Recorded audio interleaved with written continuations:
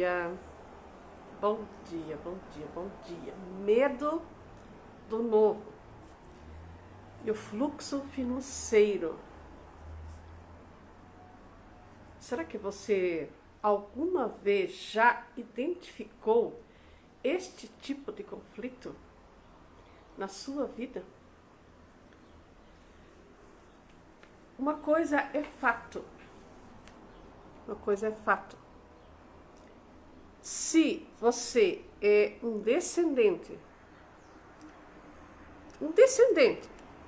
de imigrantes alemães, italianos, portugueses, franceses,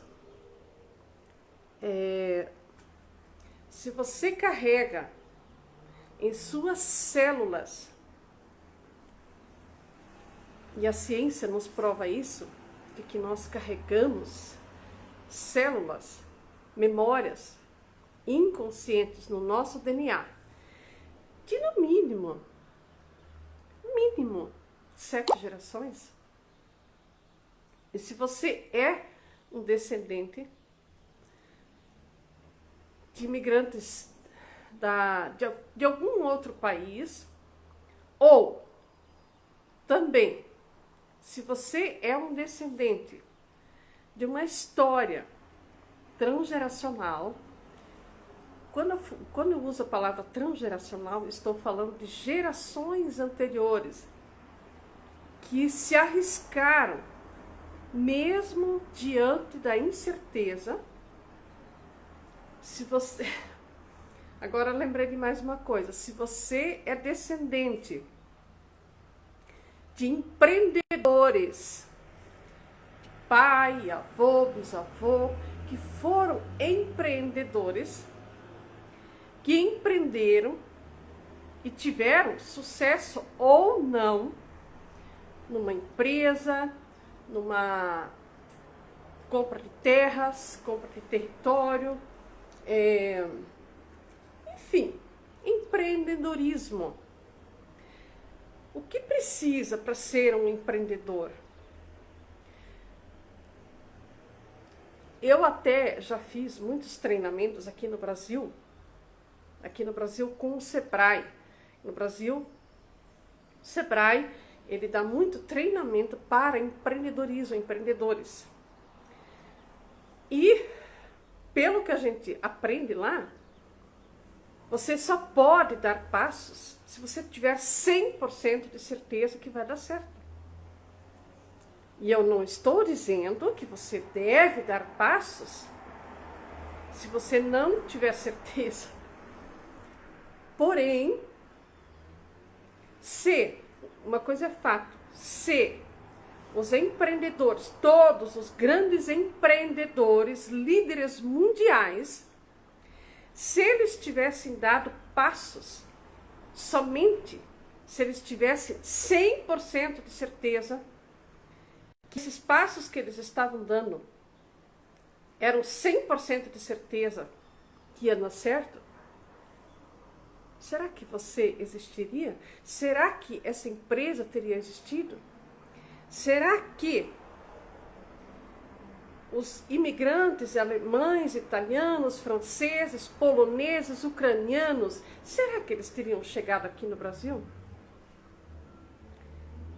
Empreendedorismo, pessoas empreendedoras, óbvio, precisam calcular riscos. Entretanto, muitas das vezes, mesmo com riscos calculados, quebraram a cara, passaram por falência, passaram por roubos, passaram por traições de sociedade, passaram por muitas coisas que não estavam no script dos riscos calculados. E mesmo assim, eles caíram, levantaram, estavam feridos, machucados, levaram tijoladas, como eu sempre falo, levaram tiros, simbolicamente eu estou falando, porque traições, falências, doenças, mortes no meio da travessia, do empreendimento que estava sendo feito. Tudo isso faz parte do script do empreendedor. E quantas vezes você já empreendeu, você investiu em algo novo na sua vida, que pode ser tanto em relacionamento quanto na vida profissional. Você pode ter investido num novo emprego, num novo produto que você pôs à venda, numa prestação de serviço, não importa o que tenha sido, mas você sempre investiu tempo, dinheiro, muitas vezes estudo, para você conseguir vencer aquilo que você acreditava e que acreditou e que ainda está acreditando que é um bom investimento para ter retorno, para a sua sobrevivência. E os nossos pais, avós, bisavós, que nós trazemos células em nós, eles também tiveram que fazer isso. Nos anos 1827, 47, 57, enfim, nos anos antes de 1900, se você for lá no Google, pesquisar lá em que ano, em que época os imigrantes alemães, italianos, até os africanos foi antes ainda, em que época eles vieram para o Brasil? Por que vieram? Tinha Google Maps para eles verem lá, sim, eles digitaram lá na Alemanha, na Itália, lá na África, digitaram no Google Maps onde fica Cascavel, onde fica Toledo, onde fica Marechal Cândido Rondão, onde fica Palutino, onde fica até Paraguai, Santa Rita, Santa Rosa do Paraguai. Eles digitaram lá, daí eles falaram assim, sim, quero ir morar lá. Daí eles pegaram um navio e vieram. Será que foi assim? Coitados, mal e mal, um líder mundial falou que tinham sido descobertas terras e que tinha tudo por ser feito, muito serviço a ser feito. Mas ninguém tinha certeza de nada. Foram feitas algumas promessas, isso é história real. Tenho livros que contam, que relatam essas histórias reais dos primeiros imigrantes que vieram com promessas. Isso eu tenho um livro de 6, 7 gerações atrás, com provas reais, documentos, com promessas de uma rainha da Alemanha na época, que prometeu para quem tivesse coragem de pegar as crianças e esposa, pegasse o navio, a rainha que viesse para o Brasil, a rainha iria mandar depois, iria mandar cavalos, mandar madeira para a construção das casas e sementes para as primeiras plantações da agricultura. Mas eles eram para vir da frente que ela iria mandar nos próximos navios. Pergunta se ela mandou. Pergunta se aquelas lideranças mundiais mandaram. Saber lá por que não estou aqui para julgar, para criticar, mas não deu certo esse plano. Isso nós temos histórias reais. Mas como é que eles sobreviveram? Como é que você chegou até aqui? Eles seguiram em frente, mesmo apesar do medo. E esses medos é que muitas vezes reverberam em nossa vida, refletem em nossa vida atual. Toda vez que nós estamos diante, não é todo mundo, é óbvio que não, mas o novo sempre tudo que é novo, por mais que você tenha calculado os riscos, gera ansiedade. Todo passo novo que você vai dar gera desconforto muitas vezes, insegurança, em que a pessoa dá 2 passos para frente ou para trás, mais 3 para trás, 1 para frente, e assim vai a vida, não é? Não é mesmo? Então, qual é a ferramenta para nós quebrarmos esse medo?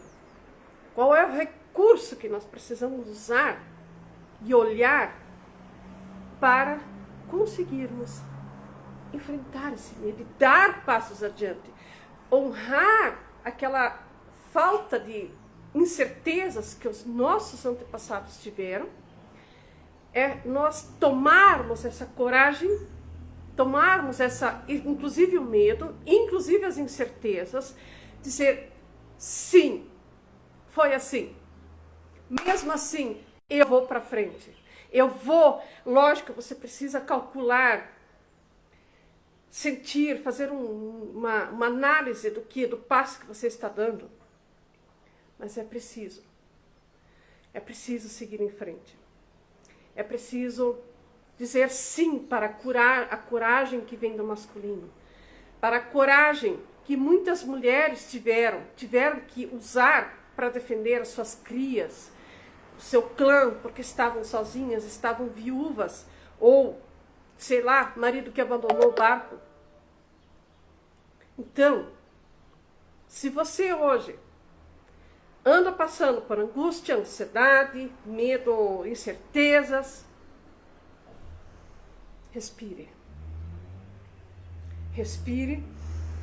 Posição sentido, não é ficando na cama, não é ficando escondido, não é correndo, não é se escondendo atrás de vícios, cachaça, cigarro, drogas, consumismo, compulsão por consumo de sei lá o que, de compras, compulsão sexual. Eu sinto muito, mas não vai resolver o problema.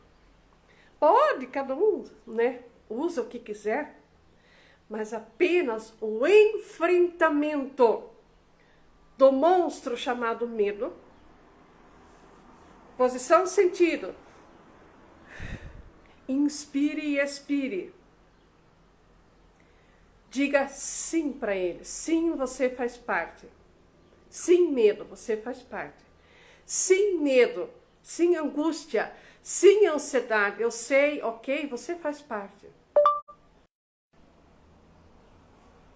Porém,